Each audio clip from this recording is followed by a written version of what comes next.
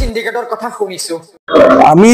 সুপাৰি সিন্ডিকেটৰ কথা শুনিছিলো গাহৰি সিন্ডিকেটৰ কথাও শুনিছো গাহৰি সিন্ডিকেটৰ কথা শুনিছিলো ব্ৰইলাৰ মুৰ্গীৰ সিন্ডিকেটৰ কথা শুনিছো ব্ৰইলাৰ মুৰ্গীৰ সিন্ডিকেটৰ কথা শুনিছিলো প্ৰমোদ বৰৰ শাসন কালত নতুন সিন্ডিকেট এটা হৈছে হেতু হল কিতাবৰ সিন্ডিকেট কিন্তু প্ৰমোদ বড়ো ডাঙৰীয়াৰ শাসন কালত বিটিসিত এতিয়া নতুন সিন্ডিকেট এটা হৈছে এটো হল কিতাবৰ সিন্ডিকেট এই অভিযোগ বিপিএফ নেতা কামাল আজাদৰ যি লিগেল নোটিস প্রমোদ বড়ো সরকারের এগেইনস্টত আহিছে বিজয় গৌর ডাঙরিয়ার দ্বারা এই লিগেল নোটিসত ভাইস চ্যান্সেলর বড়োলেণ্ড ইউনিভার্সিটির নাম আহিছে ডিরেক্টর এডুকেশন ডিপার্টমেন্টর ডিরেক্টরের নাম আহিছে প্রিন্সিপাল সেক্রেটারির নাম আহিছে সেক্রেটারির নাম আহিছে আৰু প্ৰায় 32খন কলেজৰ প্ৰিন্সিপালৰ নাম আহিছে যে ইয়াতে ডাইৰেক্টলি লিখা আছে সিন্ডিকেটৰ জৰিয়তে কিতাপৰ সাপ্লাই দিয়া হৈছে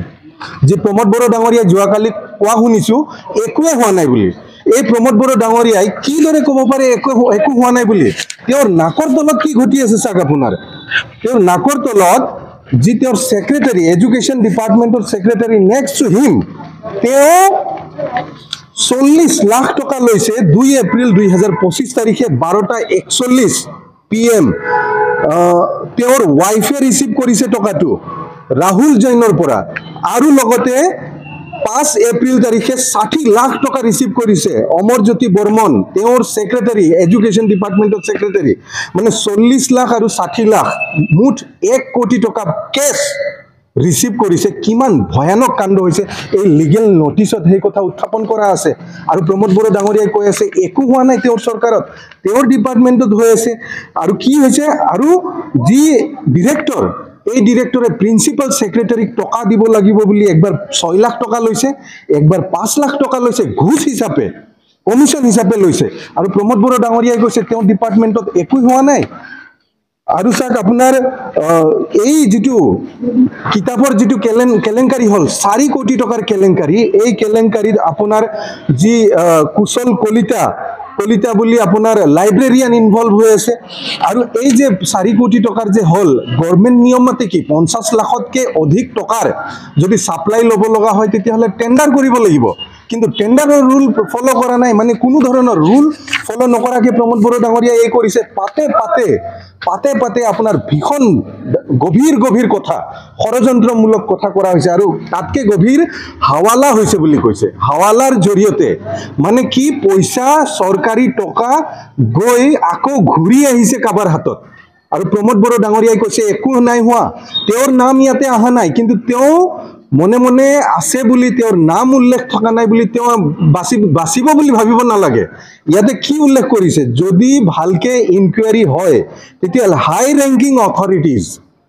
ৰেংকিং অথৰিটিজ ইনভলভ আছে বুলি ইয়াতে উল্লেখ আছে এতিয়া কক প্ৰিন্সিপাল সেক্ৰেটাৰীৰ নাম উল্লেখ আছে সেক্ৰেটাৰীৰ নাম উল্লেখ আছে তাৰ পিছতো কৈছে হাই ৰেংকিং অথৰিটি তে বিটিসি প্ৰিন্সিপাল সেক্ৰেটাৰীৰ ওপৰত আৰু হাই ৰেংকিং অথৰিটি কোন আছে গতিকে ইয়াৰ তদন্ত হ'ব লাগে আৰু সব ইয়াতে ফচিব লাগে আৰু শেষত এই যি আপোনাৰ কেলেংকাৰী 4 কোটি টকাৰ কিতাপৰ যি সিন্ডিকেট প্ৰমোদ বড়ো ডাঙৰীয়াৰ চৰকাৰত আৰম্ভ হল ইয়াতে কোন ভুক্তভোগী কোন যিমান কলেজ আছে আজি এই কলেজ বিলাক বদনাম হল বড়োলেণ্ড ইউনিভাৰ্সিটি কিমান বেয়াকে বদনাম হল আৰু ভুক্তভোগী কোন ইউনিভাৰ্সিটি কি কৰা হৈছে ছাত্ৰ ছাত্ৰীসকলক 500 টকাৰ কিতাপ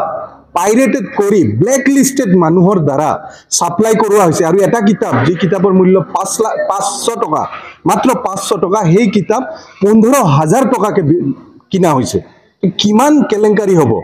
মূলত ইয়াৰ পৰা স্পষ্ট যে প্ৰমোদ বড়ো ডাঙৰীয়াই এই বিষয়টো নাজানো বুলি ক'লে নহব তেওঁ কি চিনি পায় নেকি এই ৰাহুল জৈনহতক তেওঁ চিনি পায় নেকি এই যে পইচা 4 কোটি টকা কিমান টকা তেওঁলোকে খালে আৰু কিমান টকা ভাগ বতৰা হল যি ৰাইজৰ টকা ষ্টুডেন্টৰ টকা কলেজৰ টকা এইবিলাক কি দৰে ভাগ বতৰা কৰা হল ইয়াৰ বিতং তথ্য বিটিসিৰ ৰাইজক দিব লাগিব অন্যথা তেওঁ বাচি যাব নোৱাৰে ধন্যবাদ